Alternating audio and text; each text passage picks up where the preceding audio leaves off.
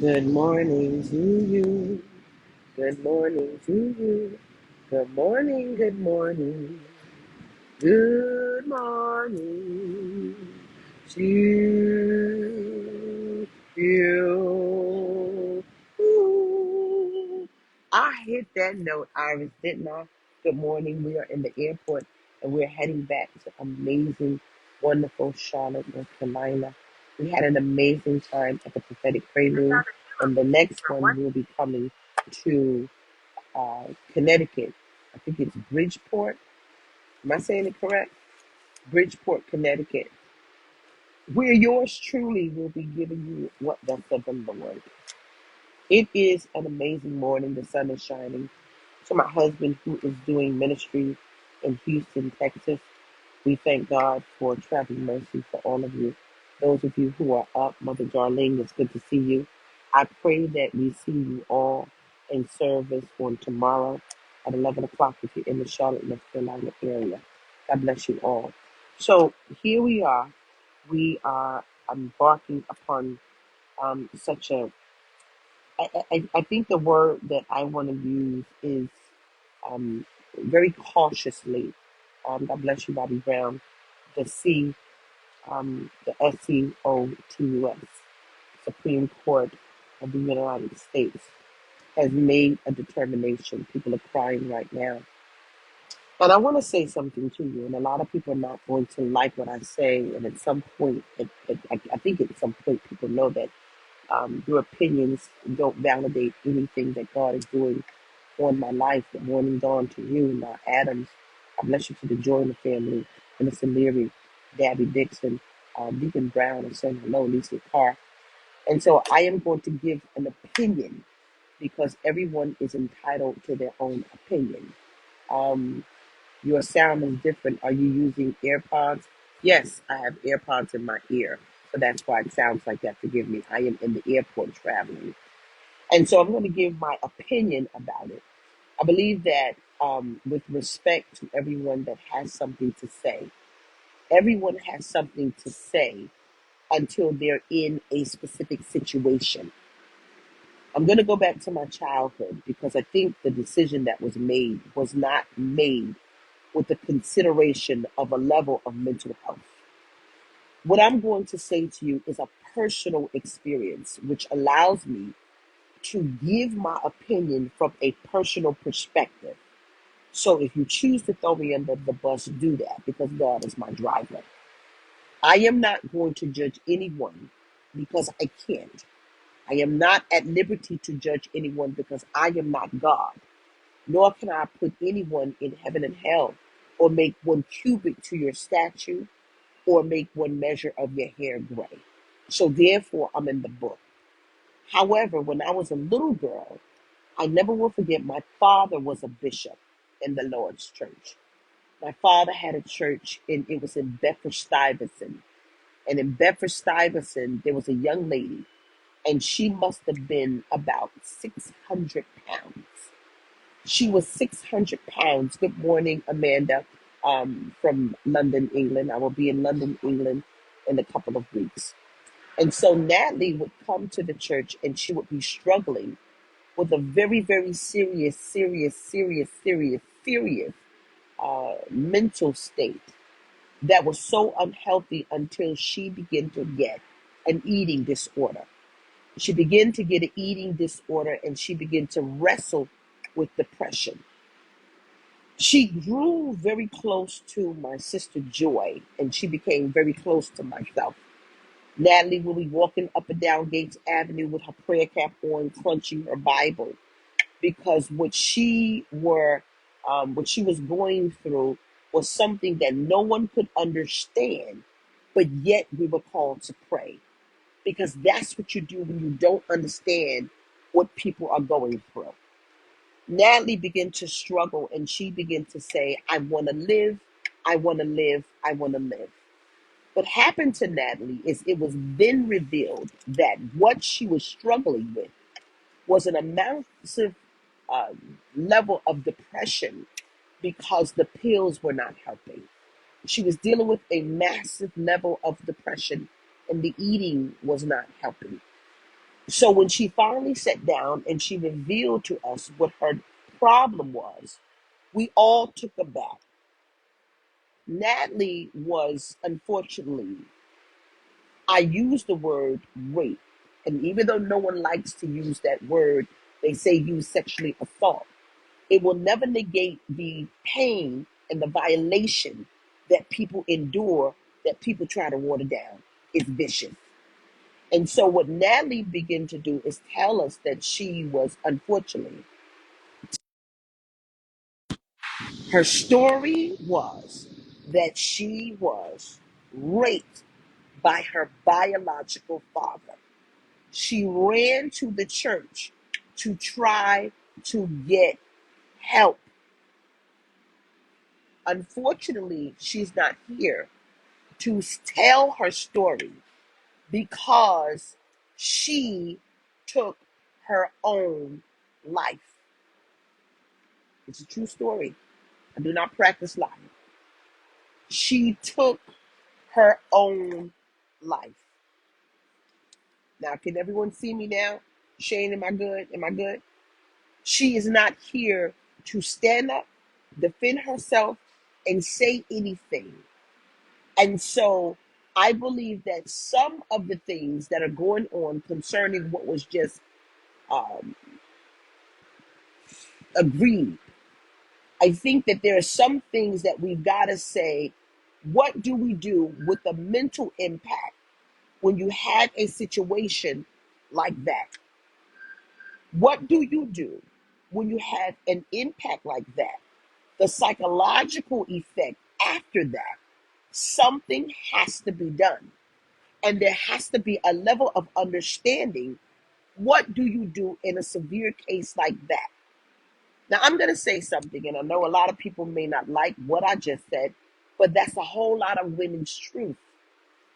I'm going to say something because nobody wants to talk about it, but I'm not afraid to be challenged because challenge, you can't be on good behavior and change the world.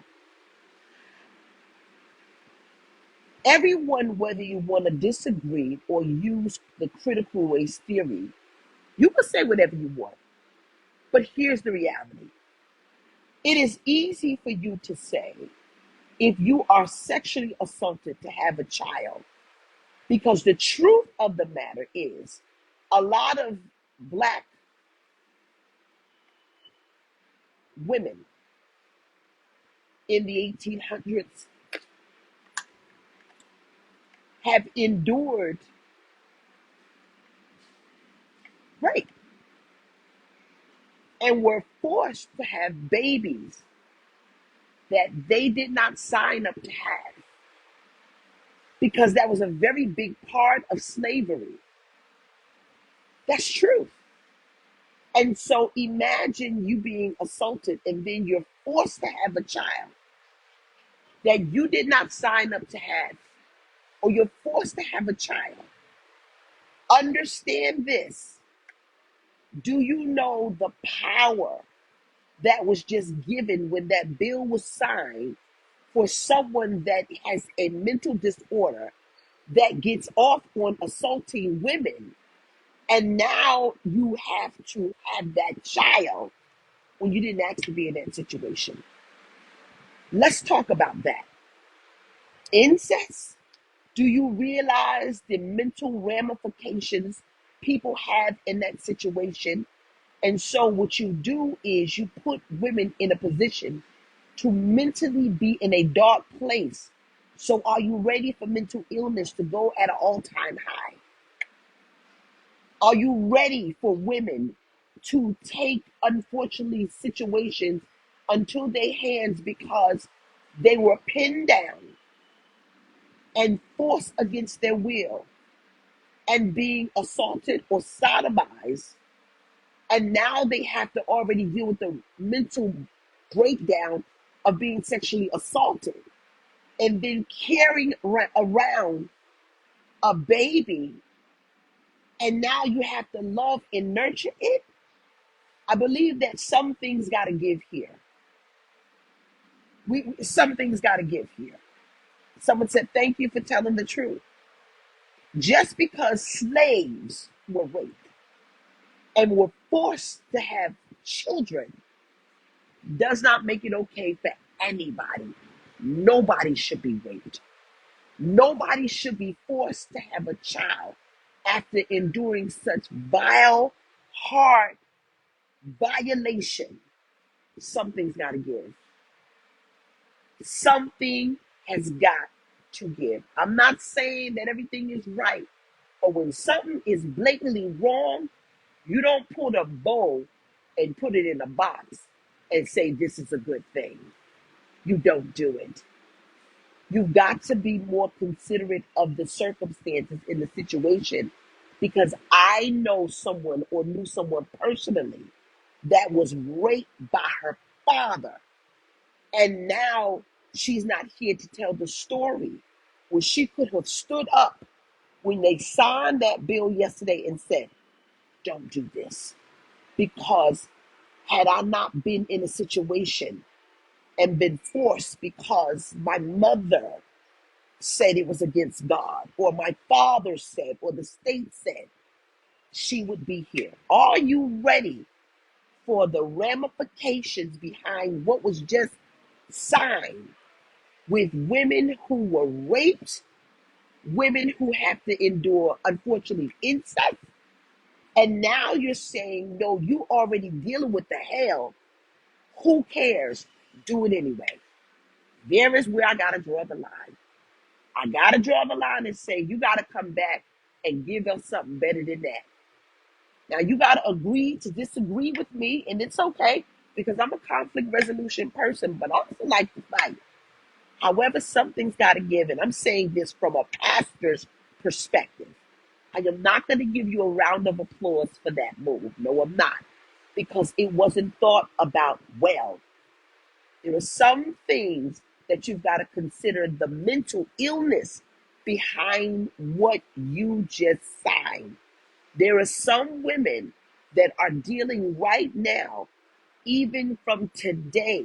They were raped as young girls, young women, and they are not handling life well.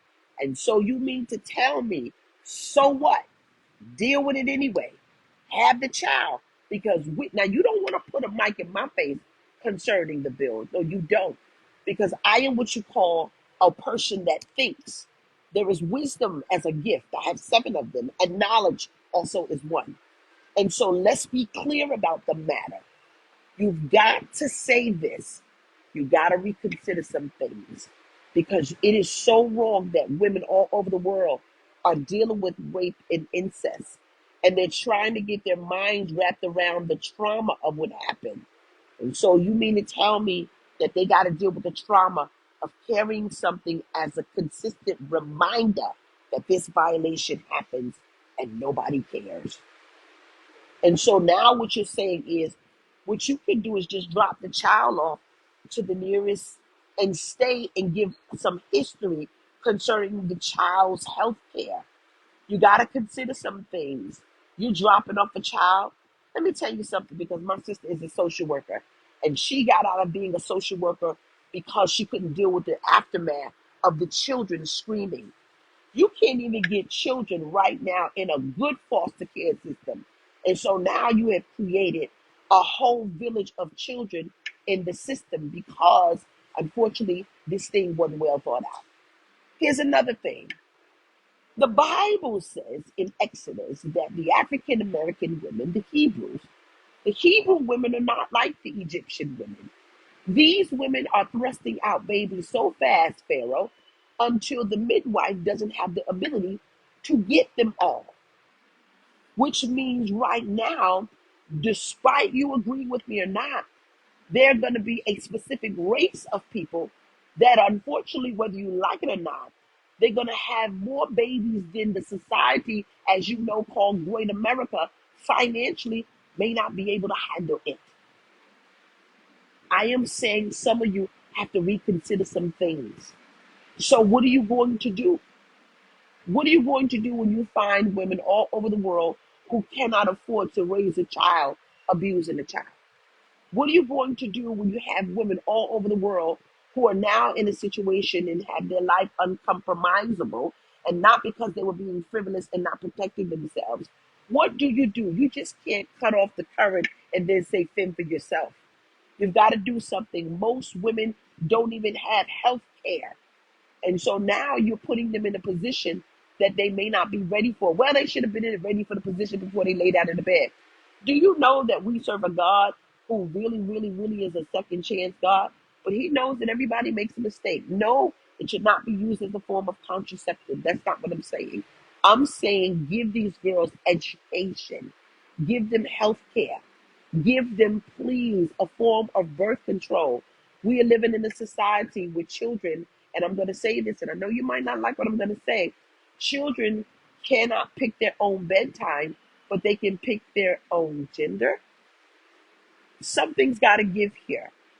Something's got to give here. This has got to make sense because, unfortunately, you don't want my perspective on that because I deal with women all over the world, whether you like me or know me or not, and you have not heard every story. You're making a decision based on what? Based on what? Oh, because it's life, it's life, it's life. Oh, I can go there about life. Oh, I can go there. I'll make you think so hard, long, and wide until you'll say, dang, we never thought about that. There are women right now that are suffering because they were assaulted. And now you just put them in a position and you gave these individuals who are power driven sexually that you can violate a woman and she still has to walk around with your child. What do you do when that woman is having a child and then the child looks at the woman and say, how did I get here? Tell me how I got here. How did I get here? And she has to then turn around and say the horrible story all over again. She has to replay it over and over and over and over and over again in her mind. The government, if I could run for president, I would. You have cut legislations and laws for mentoring for young boys and girls. You have had people out here fending for themselves, but we give you our vote. Kamala, you a little too quiet for me, sis. A little too quiet for me. I am going to tell you and stand up. No, I did not, and I will not vote 45 ever in my life. It's got to make sense. This doesn't make sense. This doesn't make sense. Do you want me to say it? All right, I'll say it. Since you're on my page, let me say that. If you knew someone that was in a vegetated state, or they were in a coma-like disposition, we just had the pandemic, COVID, right? And what they did is they said that you will be on a ventilator if you get blood clots in your lungs. However, if someone was in a car accident and they're in a vegetated state and they cannot breathe, there is no life. It simply means that they don't have the ability to breathe on their own. Correct? Correct.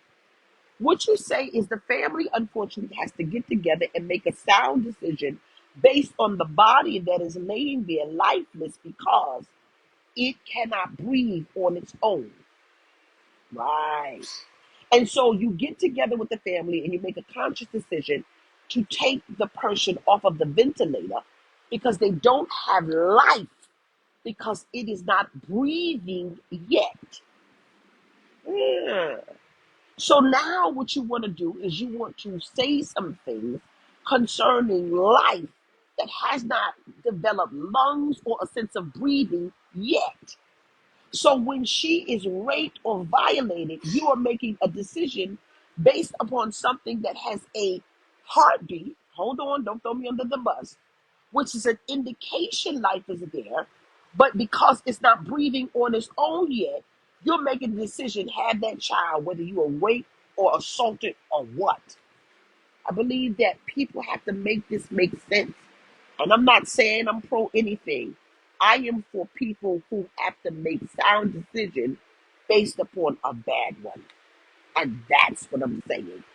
I am saying, someone said, this world is going down here. I'm saying this. Think about each individual's problem. Every woman is just not out here having frivolous sex getting pregnant, saying this is what it is. No, you can't make this a punishment and put everybody in the melting pot of everyone else's situation. Everybody should be handled differently because you don't know what happened to allow a woman to get in a situation that they didn't have control over. I am saying, please reconsider some of it if you cannot reconsider all of it. Use wisdom in everything you do. The Bible says wisdom is the principal thing. And I have dealt with women who have been raped. I have dealt with one woman who got raped by her brother. Listen to me. Oh, wait, hold on. Wait. Let's pull some cases, shall we? Let's talk about Fuji's. Let's talk about that group. Let's talk about Fuji's. One of the producers of Fuji's had 3 daughters, and he is serving a life sentence right now because he impregnated his daughters. Shall we pull cases? So why is he in prison? Why is he in prison? Because it's wrong. See, you can't make one thing good for one person and then one thing bad for another. Pull the stats, pull the cases. I'm very big on statistical studies. And so he has a life sentence because he impregnated 3 of his biological daughters. So he's in prison. Make it make sense. You can't just do stuff for votes because it's clear it don't work that way. You can't please everybody. You can't pick and choose what you want to approve and what you can't. And honestly speaking, you got people on a lifelong, understand the Supreme Court. They're sitting in a lifelong seat. Unless you die, you're going to sit on that seat. I can talk about Mitch McConnell. I can talk about all of that stuff. But let's make this make sense. If it is for we the people, then let the people decide. Let the people decide what's right. Don't let a bunch of right-wing people who are Republican, Democrat, just be bipartisan about something. If a woman gets raped by her father or her brother or raped, period, I believe she should not be forced to go through any more trauma, violation, and endure it because y'all ain't ready for mental illness. Because it's clear half of the world ain't ready for it now. Y'all can't even do anything about these suicide cases and this mental illness. It's out of control. Y'all don't know what to do. And so now you might have made somebody very, very angry that has just been violated and say, what do I do? There's a woman in my inbox right now, and she said, Pastor, I'm so upset because I was raped. And I said, and I spoke to her and I gave her the wisdom. She said, but there's nothing that anyone can do about it. Talk to her. Talk to these women that have been raped. Talk to them. Talk to them and hear their mind and how they're mentally going through things and how they want to hurt themselves and other people. Talk to them before you make a decision and say, this is what we say. You hit the gavel and say, so what? Who cares? Nah, some things got to be reconsidered. And I'm saying to you, have a conversation with these women that are walking around and they want to jump off bridges because they just been raped and they can't even deal and look at themselves in the mirror. So now they're going to be forced every day to look at a situation that's not even a mistake. It's a situation that they were violated in. That's what I'm saying. Make it make sense. Make it make sense. You've got to come to an understanding about women who were raped, women who were in incest. God knows the women who will have issues of health care and problems where they cannot, and it'll be of a detriment. This has got to make sense because it makes hardly any sense to people that got good common sense. This is about politics and not about the people. Whether you like me or not, whether you unfollow me or block me or not, I have a voice and I have a right to utilize it, whether you like me or not. This is something that is very unfortunate. And this is not just about women's rights. This shows you that we really don't have control at all, even if we have the power to vote. God bless you.